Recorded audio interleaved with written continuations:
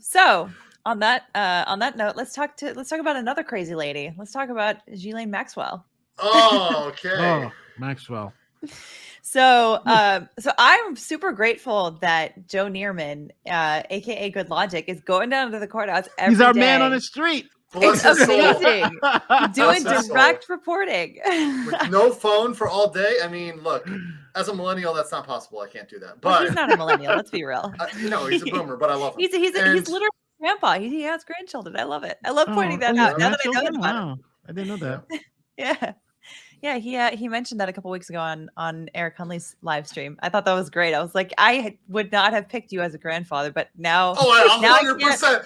I 100% see that. 100%. Well, his personality I can see as a grandfather, of course. Yes. Like he has that kind of like, it's almost like an old world sort of personality. I don't know. I can't really describe it.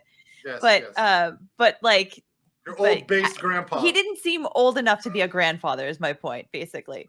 But yeah, I love the fact that he's going in, he's coming out, he's talking about, the pilot testifying to all of this stuff, and he's giving his impressions of these guys and Jane, the victim.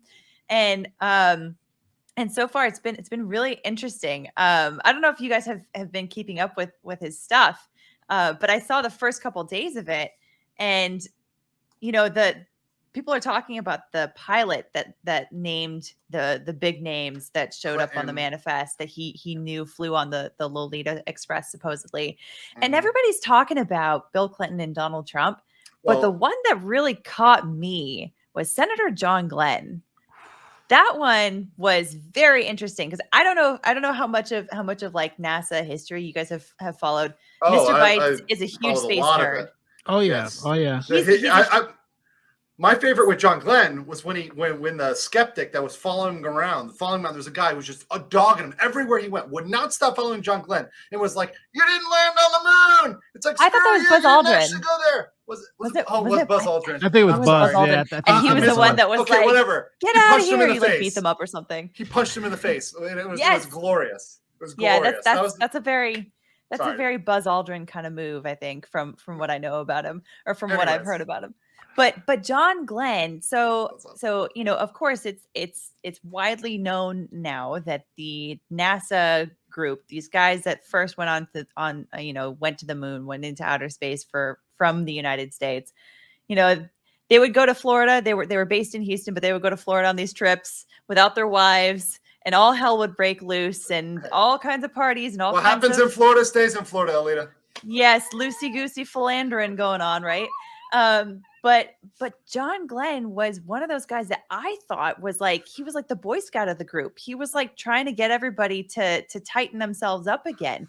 So it's very, very surprising to me to see his name come out of this trial. Either he just did a very good job of keeping his name squeaky clean back in the 60s and like, or maybe he was back then and then he loosened up later. I don't know.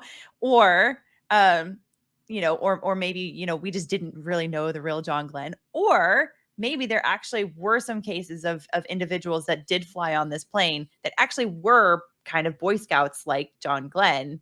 Maybe his character remains consistent and not every single flight had funny business going on. I don't know what you guys think about that. Yeah. That was the point. Let's not equivocate because yes, correct. Both Trump and Clinton were on, but when one was on once and the other was on 27 times, it's like, it's different. And there are totally legitimate uses for, one time, getting on somebody's plane one time and taking a trip once, right? What it says is like, hey, who's on the frequent flyer list, right? That raises a lot more questions. Especially, let me say, if you're well connected to the rich and the famous, I mean, look, some guy's like, hey, use my jet. It's cool. Just use my jet. Come here. It's no big deal. Just use my jet. Right.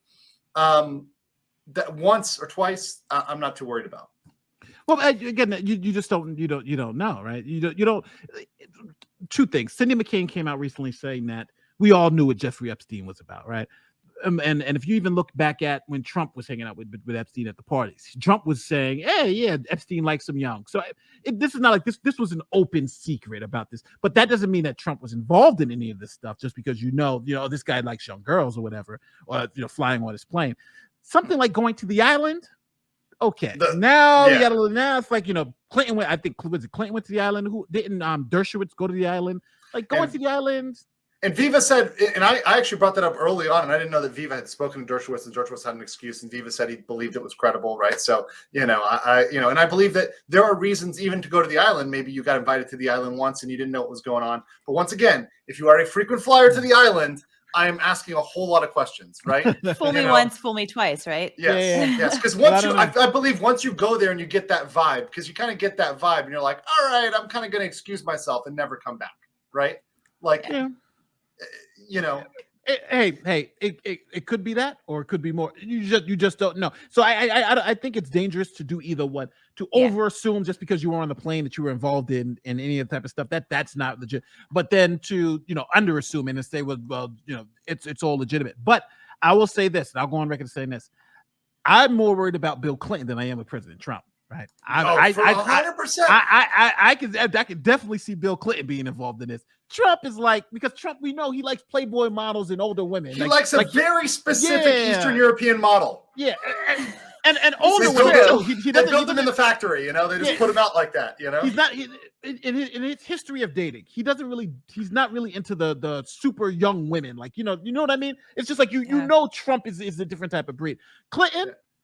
I'm Monica Lewinsky was very young. She wasn't underage, but she was like in her early 20s when they had their with affair. him, he likes that power dynamic. He likes that thing. And some people, that's just their thing. That's what they're into. And listen, I wouldn't. I'm not kink shaming people till it's illegal. And this is illegal, right?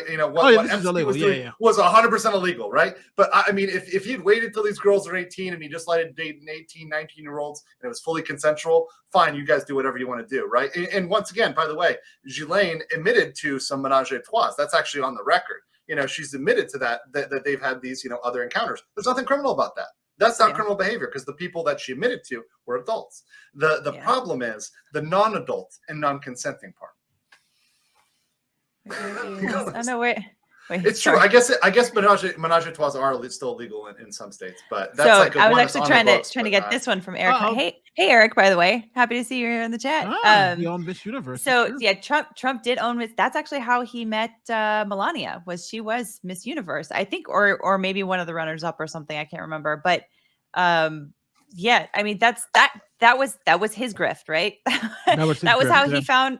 Everybody has their type of game. Exactly. They're running their game and they're doing it. That's totally legal. There's nothing about it consensual, clearly. Yeah. So that's a far cry from 14-year-olds, in private. Yeah. But it's I don't know. It's again, like I said, I can see and I don't want to be. I feel like I'm spitting it for Trump. But I can honestly, I'm less concerned about Trump being involved in it because, like you're saying, I can see, hey, jump on this plane, I'm going to, that type of thing. And I don't think Trump ever went to the island. Those are separate things. Bill Clinton going to the island. With Trump, the only thing I'm more willing to believe is the Putin blackmail story. He knew exactly what Trump was into. He got a bunch and had some blackmail material on him. I'm more willing to believe that than that he went to Epstein's island, right? If you ask me which one to believe, I'm like, well, Putin can generate some people that Donald Trump is into. Epstein can't, right? But we know was not what he's into. Don't we know who went to Epstein's island? There's like a list of people who went to Epstein's island. Oh yeah. There's a lot of people. Trump is not on that list, right? Yeah. As far as I know, anyway. But another example here of somebody else that was on the flight was Kevin Spacey. Now, I mean, his name is Mud in Hollywood because of similar things, but with men. So this Epstein's type was not Kevin Spacey's type, maybe the age, but maybe not the gender. So that's another, interesting wrinkle for maybe not every single one of these flights involved this kind of behavior, this kind of incident. It could have, but it just could have involved young men, right? Young boys. Yeah, okay, that's true too. That's fair. There are young boys that are sex trafficked too. It's not just not just happen to women. It's not just a problem with women. The reason why I say that is because there hasn't been any allegation that there were any underage boys involved in this case. In So- Gislaine's case, once again, Epstein is now RIP, so we'll never know about the other side of the Dead story. men tell no tales, right? Dead Yeah. men tell no tales. We'll never know what Epstein knew I because know. he committed suicide. Of course he Yeah, did. totally Yeah, suicided yeah. himself. 100% not sus.